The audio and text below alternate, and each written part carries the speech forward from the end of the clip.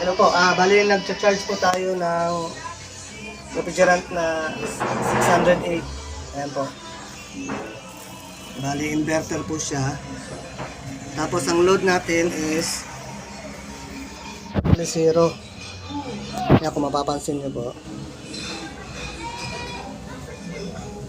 0. Pero yung charge natin sobra po. Kung mapapansin nyo, nagigilo po yung suction line niya. So babawasan po natin ang load. Dahan-dahan lang po ang bawas.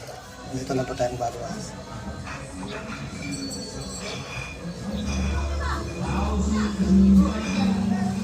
Dahan-dahan lang po ang bawas. Hanggang mawala po yung yellow dun sa suction line.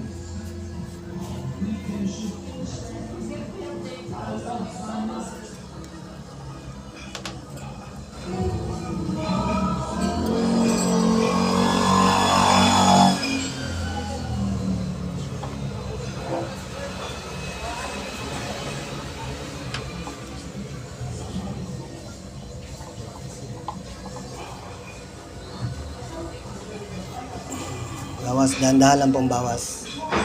Bale, ang ginawa natin, nagre-process po tayo.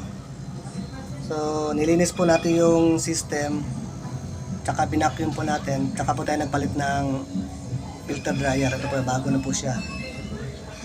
Para sigurado po hindi po tayo